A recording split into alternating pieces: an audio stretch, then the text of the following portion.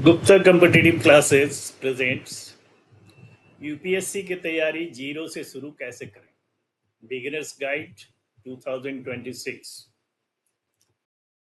Competitive classes के इस मंच पे मैं आपका स्वागत करता हूँ। क्या आप यूपीएससी की तैयारी करना चाहते हैं और समझ में नहीं आ रहा है कि क्या पढ़ें, कौन सी किताब लें, कितना समय दें? तो ये वीडियो आपके लिए है। इस वीडियो में मैं ये बताऊंगा, बेसिक से शुरू से ये बताऊंगा कि आप इसकी तैयारी कैसे करें।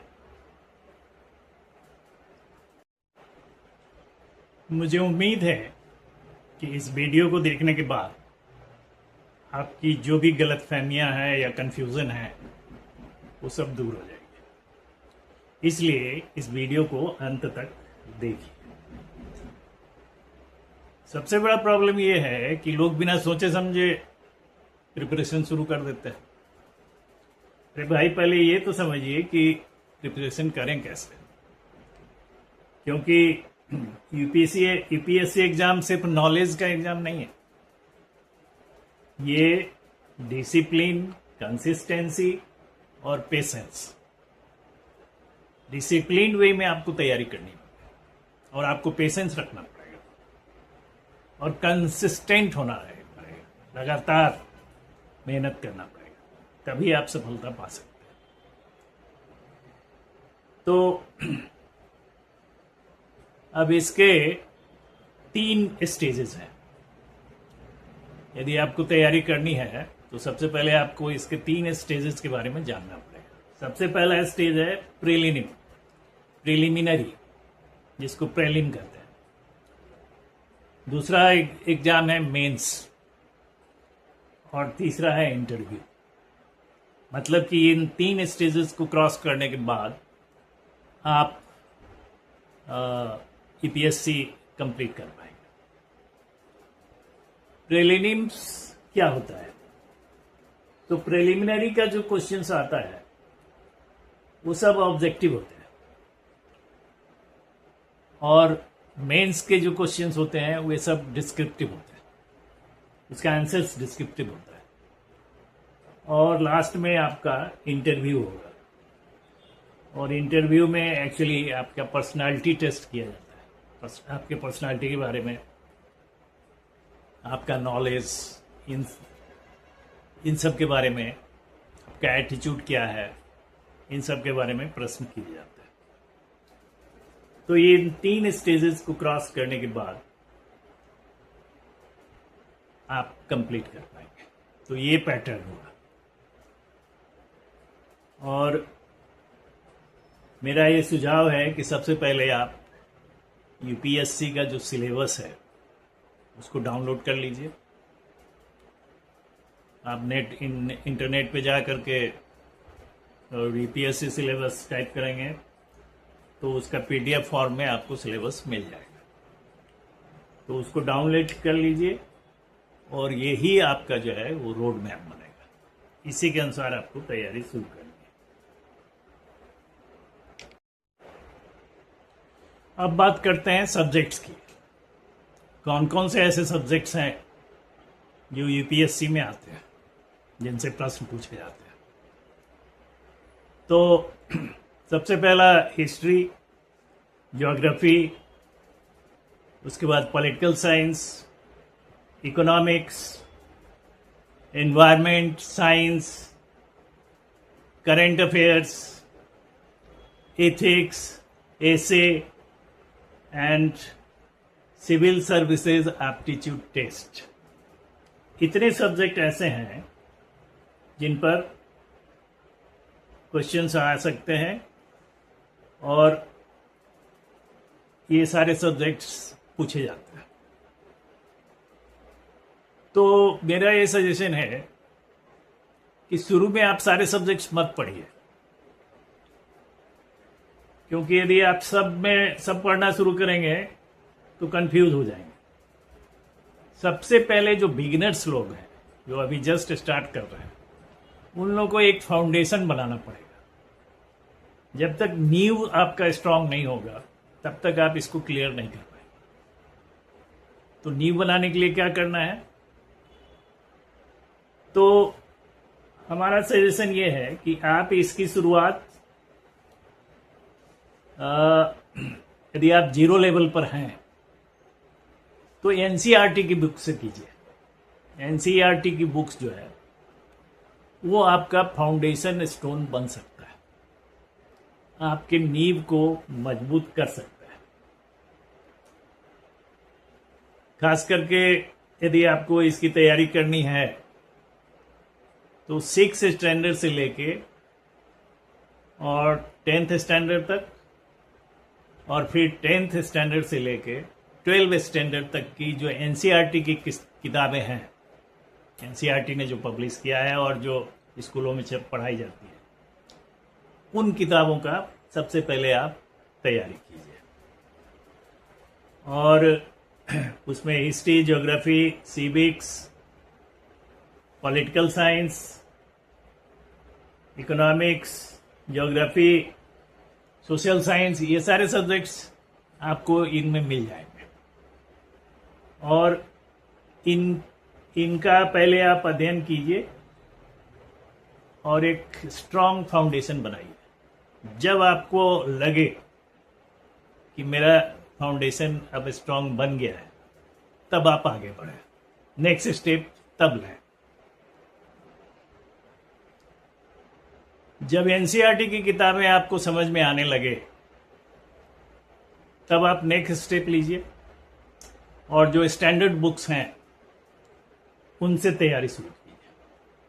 और उसमें स्टैंडर्ड बुक्स में जो सबसे पहली जो कुछ किताबें हैं इम्पोर्टेंट, मैं उसका नाम आपको दे रहा हूं।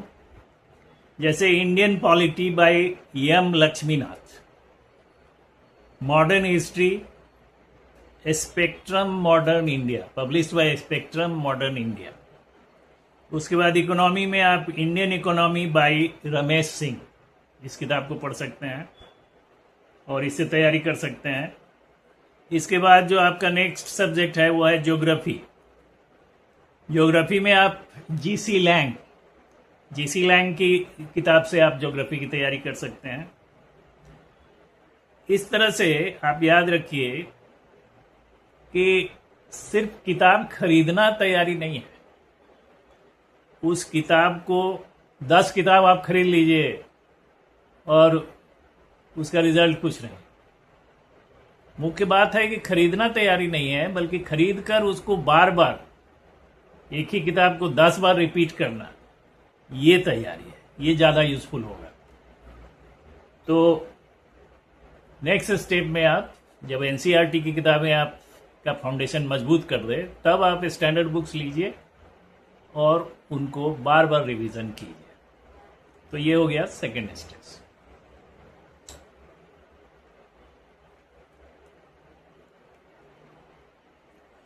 अब आइए हम लोग आते हैं करेंट अफेयर्स पे। बहुत सारे स्टूडेंट्स कंफ्यूज रहते हैं कि करेंट अफेयर्स के लिए हम लोग कौन सा न्यूज़पेपर पढ़ें।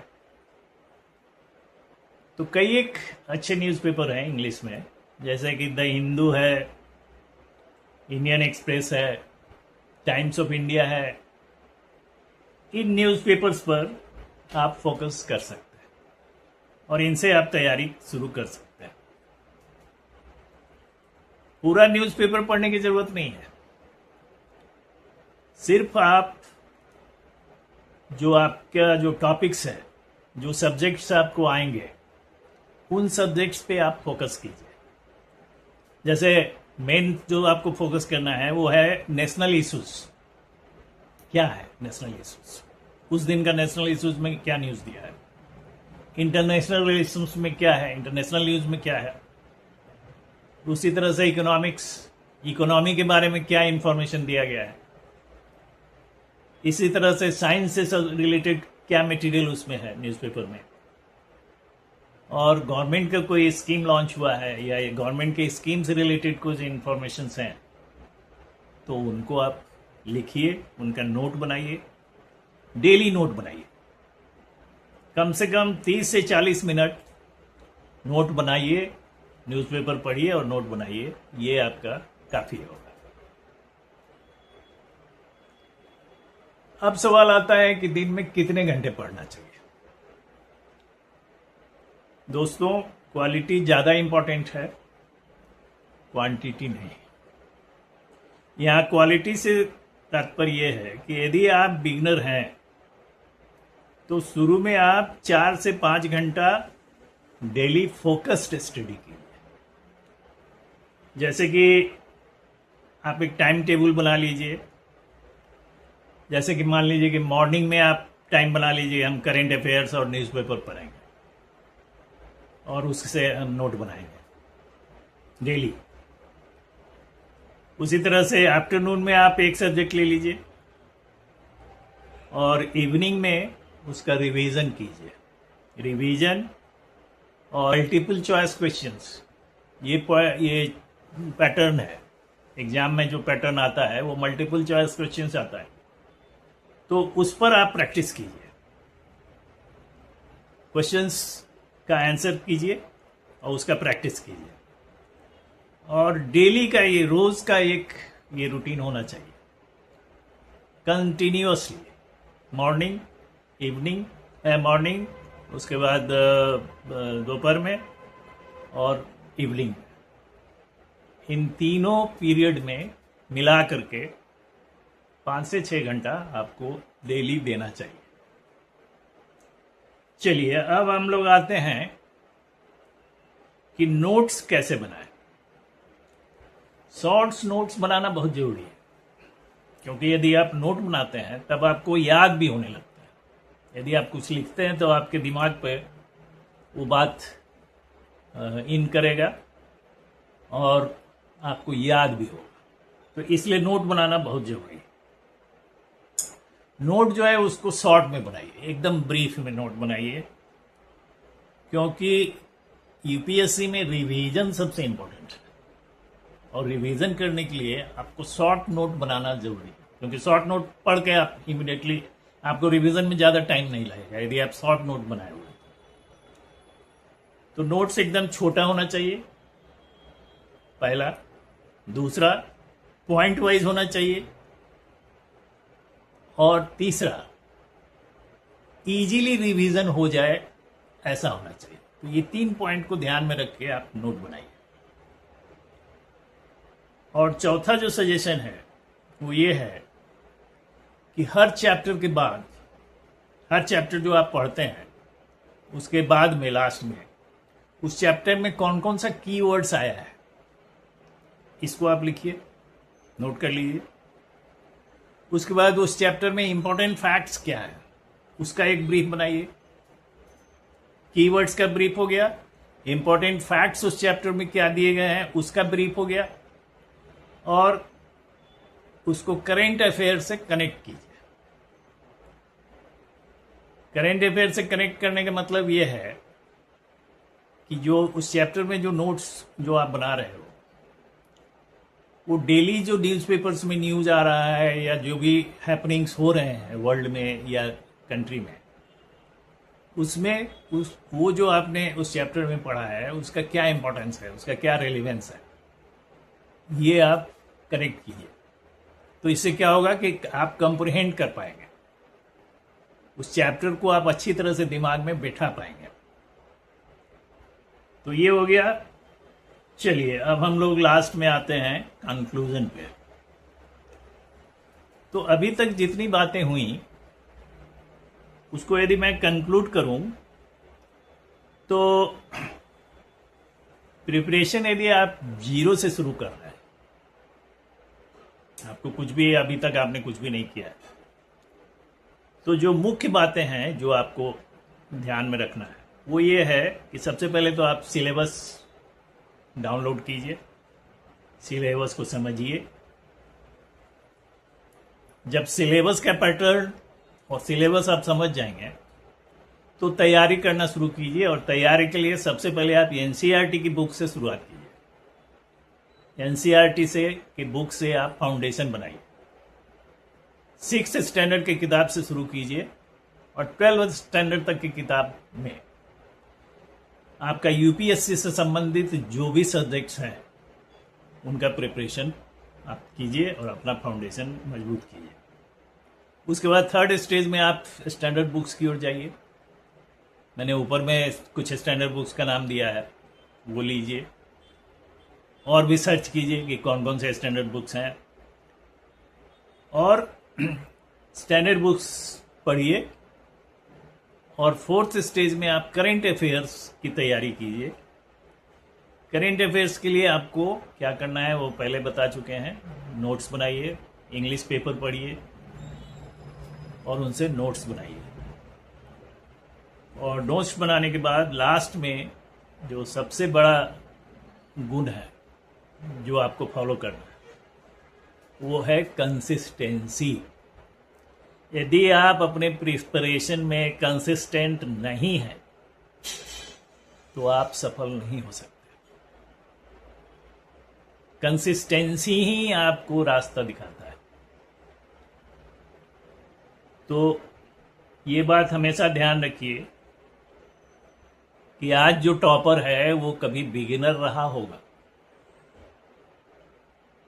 पहले उसने पहली सीढ़ी पर उसने कदम रखा होगा, तभी वो अंतिम सीढ़ी तक पहुंचा है। तो आप भी यदि बिगिनर हैं, जीरो से स्टार्ट कर रहे हैं, तो हताश ना हो, आप भी टॉपर बन सकते हैं। और मुझे उम्मीद है कि ये वीडियो आपको पसंद आई होगी। और यदि वीडियो अगर आपको हेल्पफुल लगा तो इस चैनल को सब्सक्राइब कर दीजिए और अपना कमेंट भी अपना उस पर लिखिए,